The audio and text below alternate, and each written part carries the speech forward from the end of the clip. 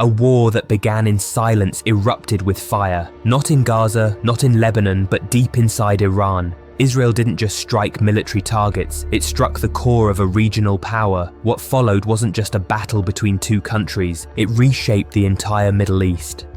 Chapter 1. The day Tel Aviv lit up the Iranian sky.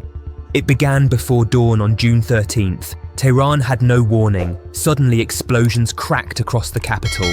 Videos posted online showed flashes lighting up the sky, followed by the chilling sounds of secondary blasts. At first, it seemed like a localized strike, but within minutes the fire had spread far beyond the capital. Israeli warplanes flying deep into Iranian airspace hit targets in Isfahan, Tabriz, Kermanshah, Hamadan, Khorramabad and Piranshah. All of these cities had one thing in common: strategic value. Some held missile bases, others nuclear enrichment facilities, and a few were home to the elite ranks of Iran's Islamic Revolutionary Guard Corps. And it didn't stop there. Israel launched precision strikes on the Natanz nuclear site, the Iraq heavy water reactor, and the Parchin military complex. These weren't symbolic strikes. They were designed to shatter Iran's nuclear infrastructure and blind its early warning systems. Satellite images later confirmed damage at Natanz, likely superficial, but enough to send a message.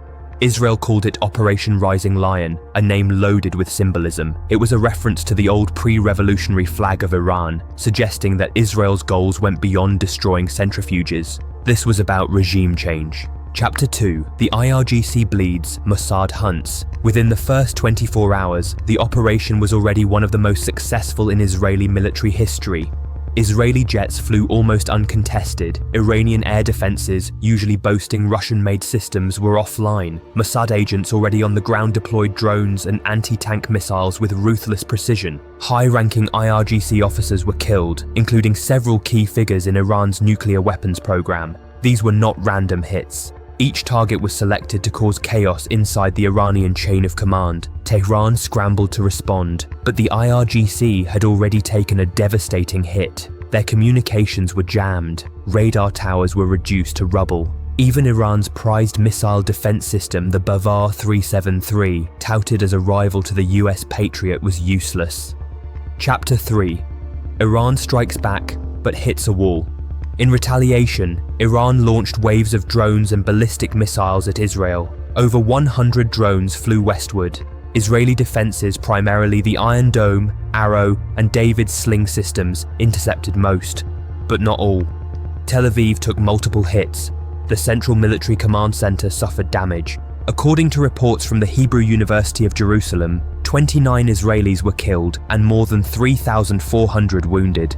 Iran's Ministry of Health reported 935 dead and 5,332 injured in the initial Israeli strikes. These numbers shook the region, but they were only the beginning.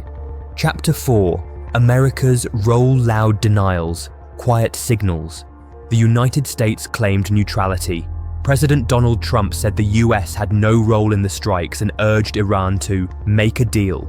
Secretary of State Marco Rubio echoed that sentiment, calling for de-escalation while denying American involvement. But behind the denials were unmistakable signals. American intelligence assets had been tracking Iran's military posture for months. Israeli warplanes likely coordinated their air routes using data from US satellites. The strikes came with surgical precision, and that kind of precision doesn't happen without help. Tehran certainly thought so. Foreign Minister Abbas Araghchi, speaking at the BRICS summit in Brazil, declared the strikes a violation of UNSC Resolution 2231 and the Nuclear Non-Proliferation Treaty. He accused the US of full complicity, stating that the whole region and beyond will suffer.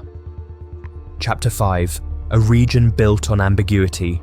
What happened next was unlike anything we've seen in recent Middle East conflicts.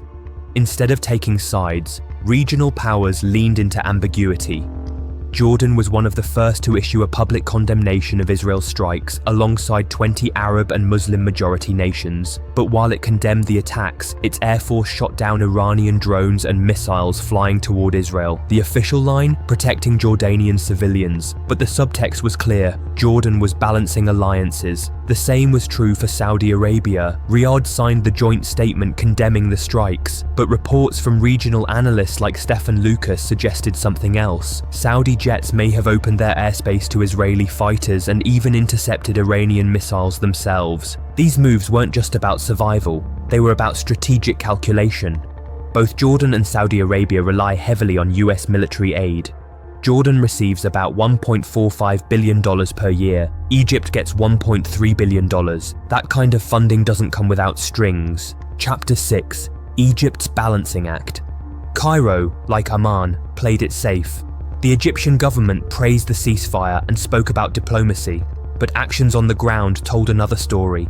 On June 10th, a pro-Palestinian convoy 1,500 people strong left Tunisia and tried to reach Gaza through Egypt. When it reached Ismailia on June 14th, Egyptian security forces stopped them. Some activists were attacked, others were deported. Egypt clearly wasn't going to risk upsetting Washington or Tel Aviv. Why? Because President Abdel Fattah el-Sisi needs American support. Under his leadership, Egypt has become increasingly authoritarian. Human rights violations are rampant. But Washington has stayed silent for now, thanks to Cairo's cooperation on border security and counter-terrorism. Chapter 7. Regime Change Without a Plan. Israel's strategy appears clear: decapitate the IRGC and force internal fractures. By targeting only IRGC officials and avoiding Iran's conventional military, it may be hoping to provoke a power shift within the regime. But if the Iranian state collapses, who takes over? Marcus Schneider, writing for International Politics and Society, laid out the bleak reality. There is no viable opposition inside Iran. In exile, there are two hopefuls: the monarchists, who want to bring back the Shah's dynasty, and the People's Mujahideen of Iran, a controversial resistance group. But both are deeply unpopular inside Iran. Neither has the legitimacy to lead. So even the regime's enemies in the Gulf are wary of seeing it fall.